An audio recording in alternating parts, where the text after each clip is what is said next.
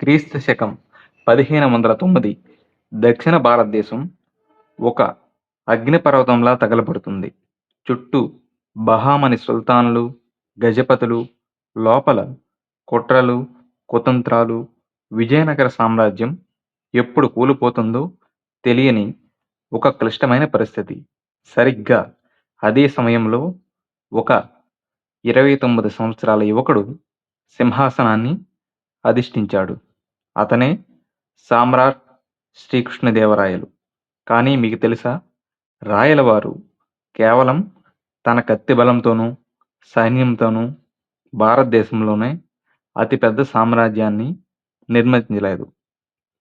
శత్రువుల గుండెల్లో వణుకు పుట్టించడానికి ఆయన వాడిన అతిపెద్ద ఆయుధం ఆయన అంతర్గత బలం. యుద్ధానికి వెళ్లే ముందు శత్రువులపై మైండ్తో ఆడుకోగలిగితే ఒక అద్భుతమైన సైకాలజీ ఆయన సొంతం. ఈరోజు ఈ వీడియోలో ఒక సామాన్య యువకుడిగా ప్రస్థానం మొదలుపెట్టి కన్నడ రాజ్యరమణ ఆంధ్ర భోజుగా మారిన రాయలవారి మైండ్ సెట్ నుండి మన నిజ జీవితాన్ని, కెరియర్ని మార్చే 3 అద్భుతమైన రహస్యాలను తెలుసుకుందాం. పాయింట్ నెంబర్ 1, శత్రువుల కంటే ముందు భయాన్ని ఓడించడం.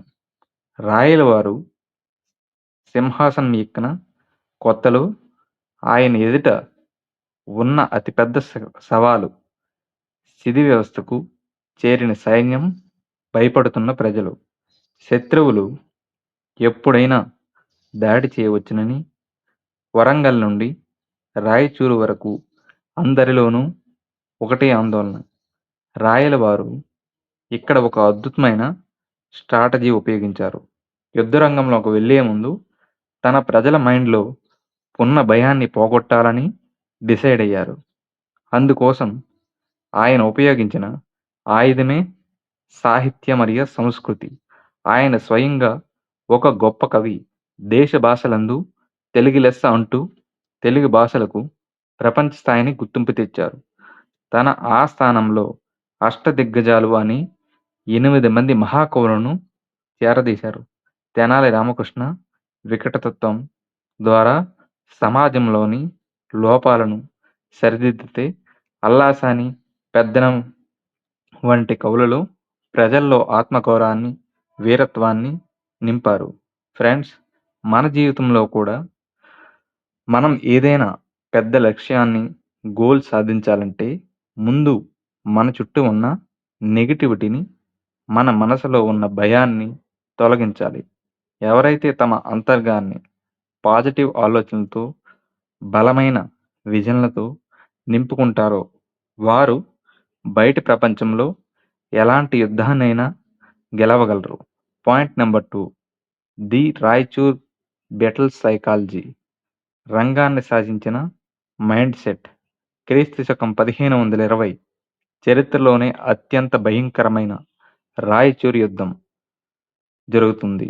ఇస్మాయిల్ ఆదిల్ షా ఆధ్వర్యంలో సుల్తాన్లను సైన్యం అత్యాధునిక పిరంగులతో సిద్ధంగా ఉంది.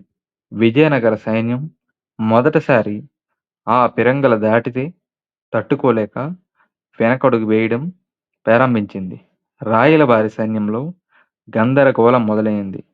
ఆ క్లిష్టమైన క్షణంలో రాయలవారు ఏం చేశారో తెలుసా?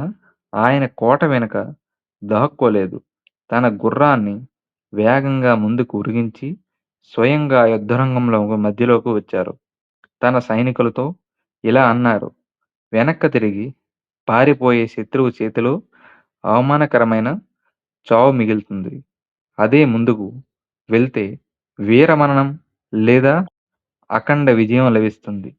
నేను మీతో పాటే యుద్ధం చేస్తున్నాను, నాతో రండి.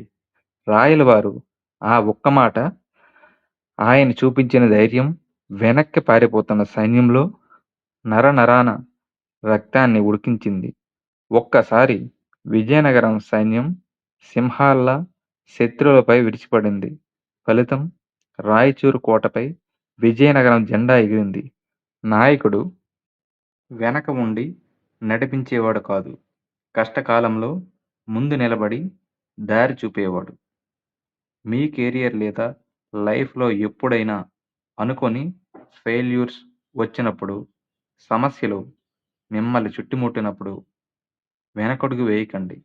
మీలో ఉన్న రాయల బారి లాంటి అంతర్గత బలాన్ని నిద్రలేపండి.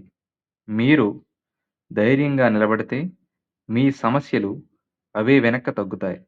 పాయింట్ నంబర్ 3 కరుణ మరియు రాజనీతి. నిజమైన బలమంటే కేవలం శత్రువులను చంపడం కాదు. శత్రువులను కూడా తల వంచేలా జీవించడం. రాయలవారు గజపతులపై దండయాత్ర చేసినప్పుడు ఉదయగిరి, కొండవీడు కోటలను జయించారు. కానీ ఓడిపోయిన శత్రువులను ఆయన ఎప్పుడూ అవమానించలేదు. వారి సంస్కృతిని, వారి ప్రజల గౌరవించారు. ఆయన ఎంత గొప్ప పరాక్రమవంతుడో అంతటికంటే గొప్ప పరిపాలకుడు.